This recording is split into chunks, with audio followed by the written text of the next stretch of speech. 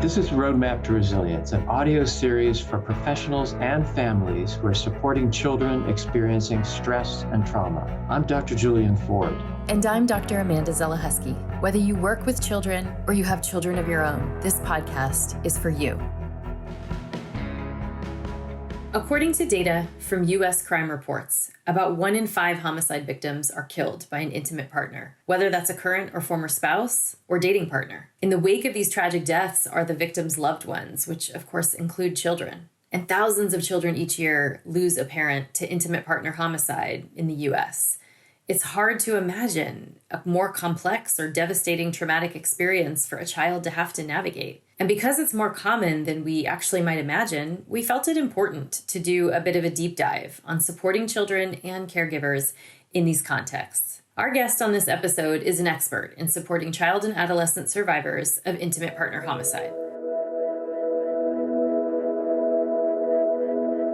My name is Bianca Harper, and I am a clinical associate professor at Arizona State University in the School of Social Work.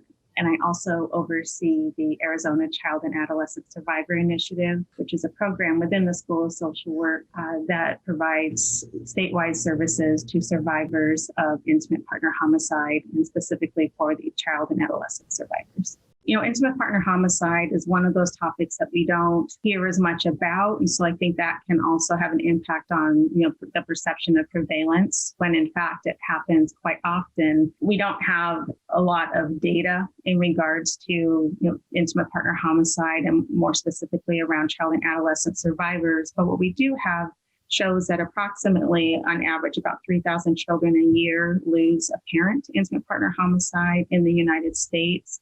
And we know that those rates are really focused more on cases that have been determined to be intimate partner homicide cases. So it doesn't take into account cases where perhaps a child lost a parent and it was intimate partner homicide, but maybe it was labeled as a suicide or let's say an overdose or, some other, it could be, sometimes we even see them labeled as cardiac arrest or, there could be just other reasons that are given for the death of a parent, but we know based on the research we do have that many of those are tied to intimate partner violence. So the prevalence rates are a little bit difficult to really have an accurate idea of, but we do know that they're likely that they are higher than what is reported. And so we see that thousands of children a year are impacted by this. And one of the challenges is because there's not a lot of services around for child and adolescent survivors, and also which is on a topic that there's a lot of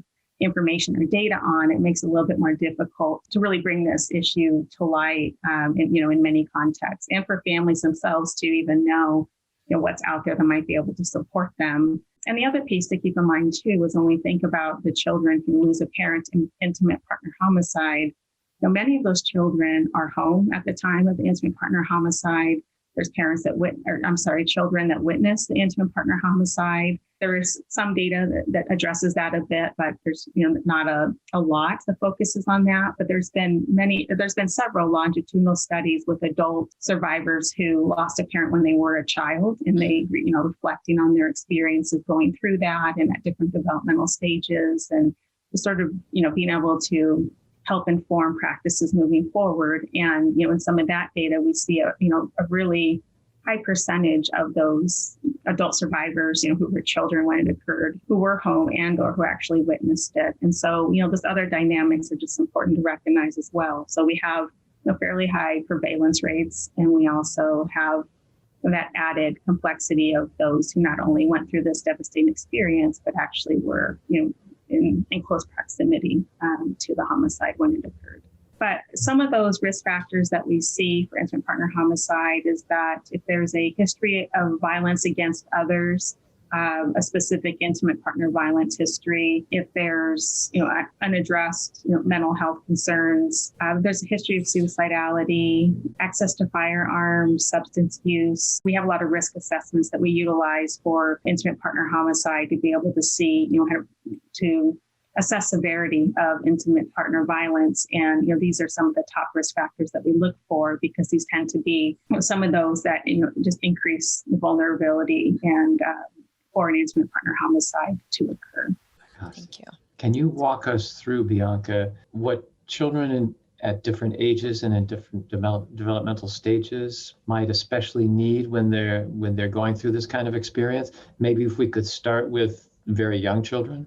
Sure. So some of the developmental issues that we see early on, or that sort of some of those more immediate challenges, is that for the child, we're seeing this traumatic developmental disruption that occurs. And one of the most difficult pieces for children, really of all ages, but we look more specifically at younger children, is just based on where they're at with their cognitive and emotional development, their capacity to understand what's occurring and also think is a challenge. And the other piece is, how are we as service providers able to really provide support in developmentally appropriate ways, but also with understanding just the nuances that are a part of these really devastating cases. And so oftentimes what we will see with children in terms of the impact on different developmental domains is that we have this traumatic event, then we also have the grief and bereavement associated with this event. So for children,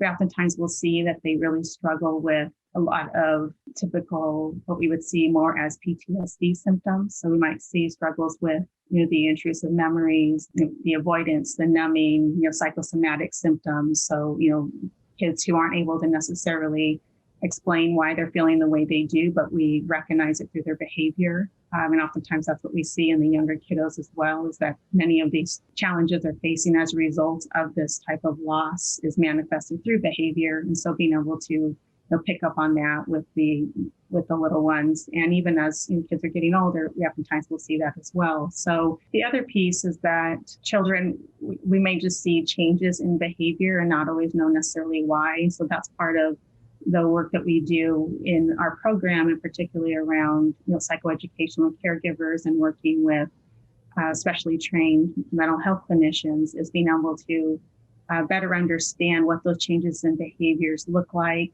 where they're stemming from, how to properly address them. So, whether it's, seeing more acting out behaviors or with more withdrawal, seeing more irritability, seeing anger or aggression, seeing that, the child might be struggling, with concentration, and perhaps, caregivers may not know, is that just something typical for the developmental stage, or is it related to this? So, oftentimes some of those symptoms related to PTSD, related to complex trauma, are often what we see that children are experiencing. And so helping the child themselves be able to understand and work through that in a developmentally appropriate way, making sure that caregivers have the support and knowledge to do so as well, are two of our primary goals. Bianca, how different is the experience from your perspective as a provider, as someone who works with these children therapeutically? How different is it for a child who was present but was either too young, or it was just too overwhelming and confusing, and they don't have a very clear memory of what happened, but they know something terrible has happened, and they know that in many cases it's their mom, their mother, who's no longer here? What is a child who has that kind of traumatic experience but doesn't have the clear-cut memory? What's most helpful for that child? That's a really good question, Julian. And I think, what we have found, particularly with the younger kiddos, is that providing as much support as we can for their caregivers to support them is where we tend to focus a lot of our attention therapeutically. So certainly with the younger kiddos, we're helping them with being able to express whatever it is that's going on for them, even if they don't have, as you mentioned, that clear memory, and or aren't able to really cognitively make those connections, and or just emotionally are sort of all over the map, right, because of what they've gone through, but with their just where they're at developmentally. And so there's sort of two pieces to that. One is being able to help that child express and communicate whatever it is that is creating that struggle for them, and that might be done in a variety of ways. Some of it might be around helping just create some of the senses of safety for them, helping promote that both with their caregiver and with other ones within their immediate family system. So what we see a lot with the younger kiddos in the mental health setting is that our focus is very much on how do we support the caregiver to have the emotional capacity to support that child and also have the psychoeducation to understand where some of the challenges are coming from. Because what caregivers oftentimes will report is that, the child's behavior is really problematic and they don't really know what to do about it, or they don't know where it's coming from. And they're not sure at times, is it related to this experience or not? Or is it just, a child being defiant? And so it's really complex with, younger kiddos who may not have the capacity because of their developmental stage to really express or articulate, what's going on for them. So, those are a few of the ways. It's just thinking about how do we help create a sense of safety in a space where they can express themselves and what they're going through in ways that are developmentally appropriate. Oftentimes it's even through, using some of the therapeutic stories that are sort of metaphorical in nature, right, that they can kind of connect with. And incorporating, creative arts into that, and certainly pulling in the primary caregivers and looking at ways that they can help support that younger child.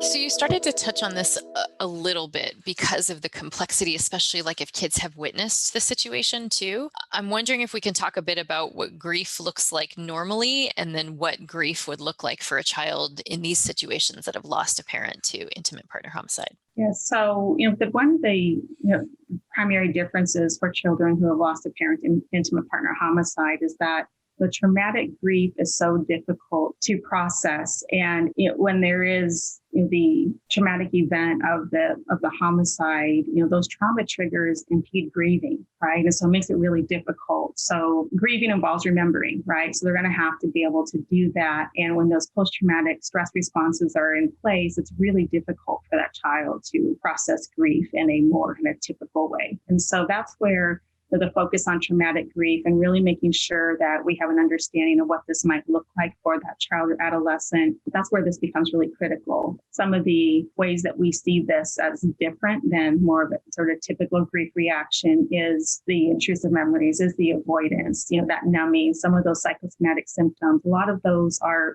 very unique to traumatic grief and not to kind of the typical grief that one might go through, right, around the loss of a loved one in a different matter. The other piece is the traumatic grief. This results from that sudden death and the nature of the death, right? And that's really where those struggles with post-traumatic stress, come into play. When traumatic grief is experienced, we have kind of this intersectionality of these really difficult experiences. And so being able to figure out how do we best provide support so that that child adolescent can work through that. And how do we do that in an informed way, based on what do we know, based on the literature, what do we know based on best practices. And so that's really, one of the primary differences. The other is that children who have experienced intimate partner homicide, they're experiencing multiple losses. And oftentimes these are simultaneous losses. So they've lost a parent to the homicide. If the perpetrator was also their primary caregiver, they've lost that parent as well, either to incarceration, suicide, or fleeing. So there's this simultaneous loss of two caregivers. And then oftentimes there's these other losses that result from the intimate partner homicide, like having to move into a new home, having a new primary caregiver. Sometimes siblings are separated. They're potentially, if they're in a new neighborhood, they might have to be in a new school. So there's these multiple pieces that go with this traumatic event they've already experienced. Multiple and simultaneous losses is something that is also unique to this type of trauma, which can amplify the traumatic grief as well. And then the one other piece I think ties into the traumatic grief and being able to sort of work through that is that there's a lot of complex issues that this child or adolescent is having to consider and evaluate and work through associated with that offending parent. So if it was, their parent or their primary caregiver that was the perpetrator, that there can be a lot of ambivalent feelings, right, about that parent. So oftentimes what we see is that, that parent was at times a good parent, right? They, showed care and concern and love for the child, but they did a really horrible thing. And so, for a child to kind of make sense of that and figure out kind of what does that mean for me? How does that impact my own identity? How does what this other caregiver did, someone who was capable of murdering my other parent, and if I'm related to that person, what does that mean about who I am, right? So a lot of times issues around loyalty, identity, just ambivalent feelings, all of that really ties into this traumatic grief as well. So, it makes it very different from kind of typical or grief or bereavement, much more complex. And so there's just, a lot of nuanced pieces of that we have to be aware of. Most, if not all, of the children who are survivors of intimate partner homicide are not just survivors of a single horrific incident. It probably is much more common, and tell me if I'm right, that they've lived through months, maybe years of distress, conflict, sometimes violence. Absolutely. And that's one of the reasons why, when we talk about intimate partner homicide and the impact on surviving children, we talk about it in regards to complex trauma for those reasons, Julian, that you just mentioned. So we oftentimes will see that, this has been chronic, the exposure to violence in the home. And oftentimes we also look at, well, what are those other factors that oftentimes coexist with chronic IPV, right? So some of those might be a lot of instability, right? Which might be based on instability in housing, in jobs and caregivers. Oftentimes we'll see also that there's an increased risk for child maltreatment when there is intimate partner violence occurring. So then we're looking at that as well. Sometimes that's already been occurring. Sometimes there's just other adversities. So absolutely, when a situation escalates to the point where an intimate partner homicide occurs, there's almost always these other traumas, adversities that have been chronic for these children. And so, that's also certainly has an influence on the impact and also on their ability to cope and work through this.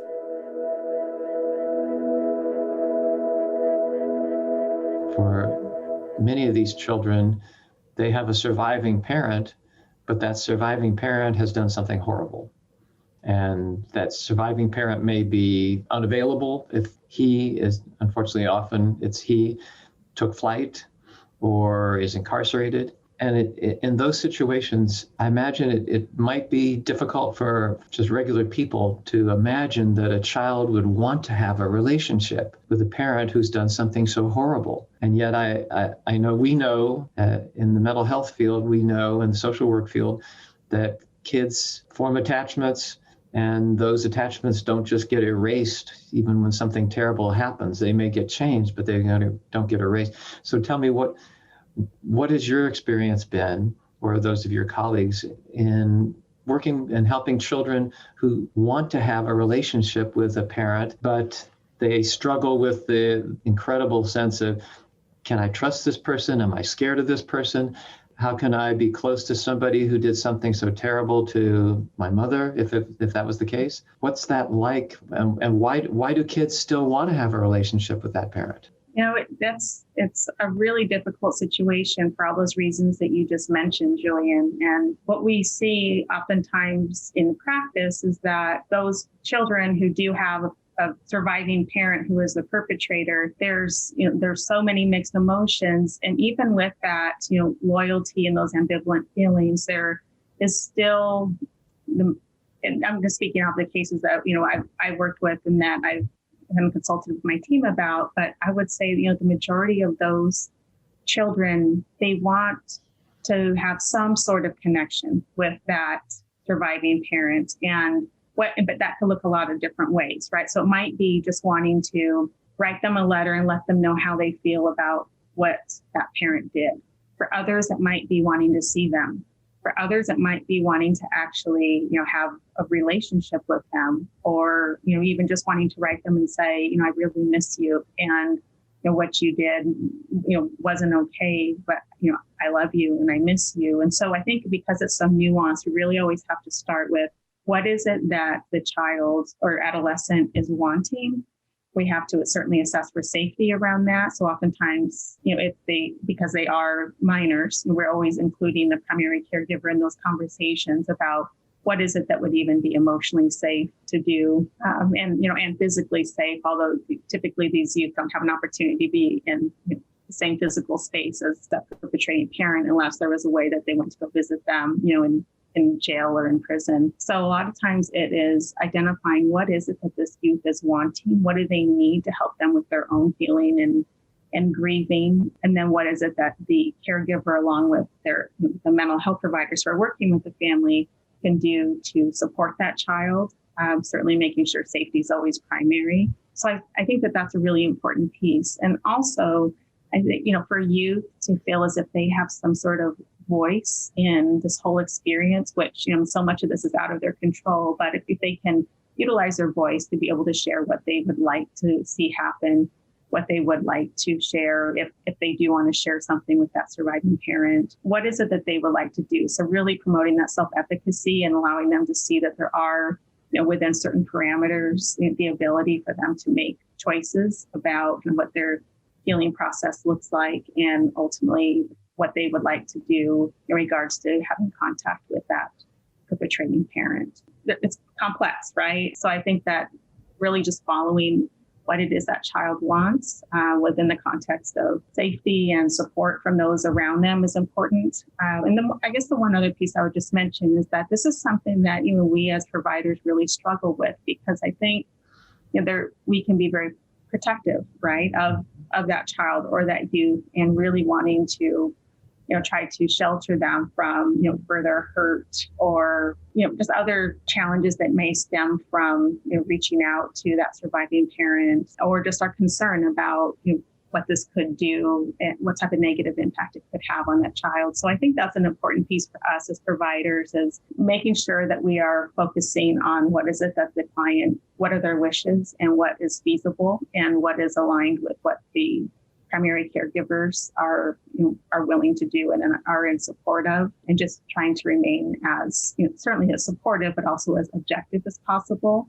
Because I think that can be a challenge, because we want the best for the kiddos who have gone through these experiences. So any way we can perhaps be proactive in sheltering them from further disappointment and hurt by a caregiver, we would like to do that, but we don't want to lose sight of what is it that child or adolescent really wants. And just a quick follow-up. Fast forward now a few years. Let's say that this tragedy happens when a child is young or elementary school age, and then maybe several years later, as they go into adolescence or move through adolescence, do children sometimes change what they want in the relationship with the surviving parent? And how do we as providers help with that? Absolutely. So we certainly see that the child's perspective on the intimate partner homicide itself, on their own wishes around, if that contact is something that they did want or didn't want, that certainly can change over time. In addition to kind of those changes on what they want, perhaps the ways they want to go about that might look different as well. And so, I think a lot of it ties into whoever their primary caregivers are. Our goal is that we have been working with them from the time that they have entered into services in a way that allows that caregiver to recognize what they need to do to be able to emotionally support kind of these ebbs and flows of what the child or adolescent is experiencing. Also, we're working on creating a space where the family can talk about what happened, because oftentimes that's also one of the challenges for the adolescent, is that there might be these unspoken rules and or clearly articulated rules that, we don't talk about the perpetrator, we don't talk about the homicide. And so that can also really impede healing as well. And so that's part of what we also try to work on with the caregiver in conjunction with that youth, is that youth needs to have the ability and feel as if they can go to their caregiver and say, I'm really thinking about dad, and I think I might want to write him a letter, that caregiver is open to having a conversation and isn't just immediately triggered and shuts that conversation down.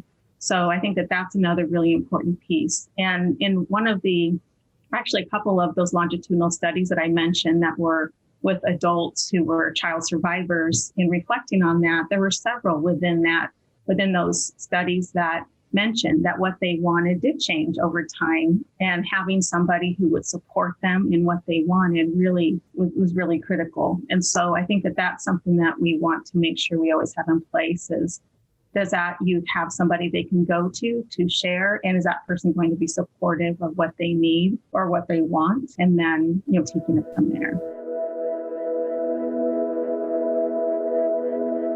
Can you tell us a little bit about the program that you're working in? Because that kind of homicide must be so difficult to work with. And who do you work with adults, children, families, and how do you work with people who have experienced that kind of traumatic loss?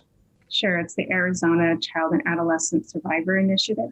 We go by the acronym ACASI. So, ACASI is a program that was developed approximately 5 years ago, and it was really in response to national fatality review teams that look at those cases where there was a death of an adult as a result of intimate partner violence.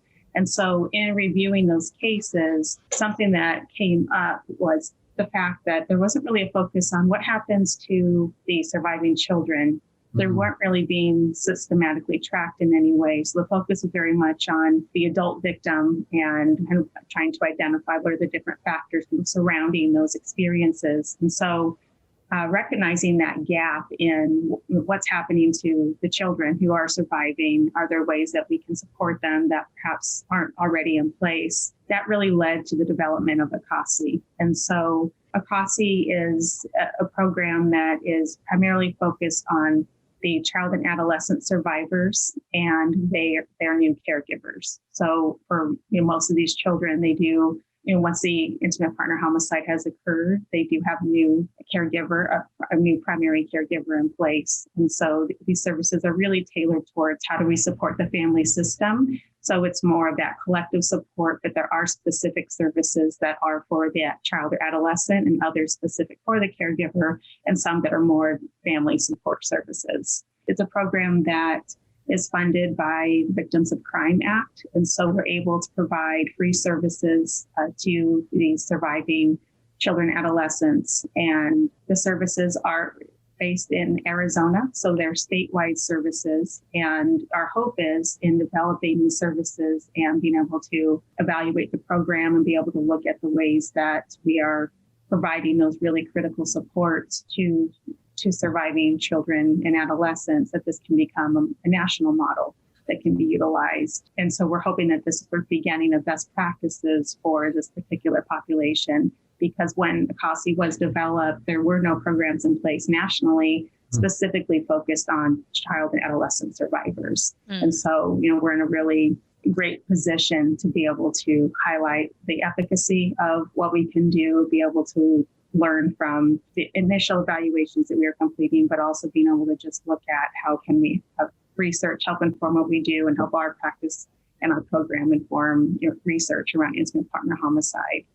And that's also one of the primary issues that we have recognized, is that there's not a lot of literature and research specific to child survivors. Really in intimate partner homicide in general, there's, data is really lacking, but even more so when we're looking at those children and adolescents. So we're hoping that the program can also help inform the development of that literature as well. So it sounds like two key things you've mentioned have been that allowing for that communication and creating space for that whenever the child or adolescent needs it, but then also continuing to sort of track what they want versus what we as either caregivers or maybe mental health professionals think they should want or want for them. So those sound like two pretty key things to kind of help with long-term resilience. Are there other ways we can support kids' development of resilience or strengthening their resilience following these situations?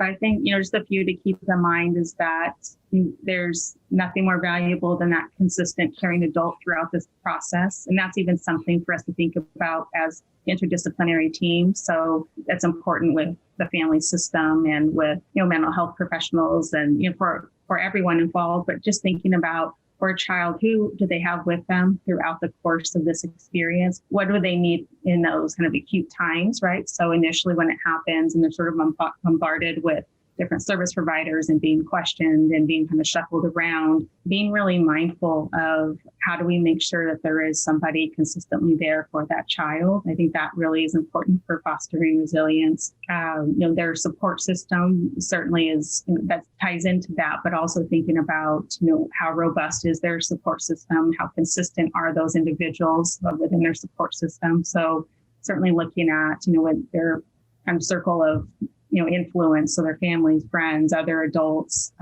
in the in their communities, community providers, right? All of us can really promote and have a positive impact on resilience occurring. And then I think the other piece is the individual and collective coping that the youth themselves and the family, what they can, their capacity to cope, do they have the skills to cope, and do they utilize those coping skills consistently? I think both on an individual level and a collective level in terms of the family system, all of that's really critical for really promoting resilience. And I also just think a lot about, developmental asset building, which ties into all of these, right? So really thinking about, those internal assets that child or adolescent can develop in terms of skills, they're developing those values and self-perceptions that really promote resilience. And then those external assets, which I was mentioning around the support systems and those really solid relationships and just, opportunities for growth, those, opportunities to be successful in ways that are important to them. I think all of that really promotes resilience.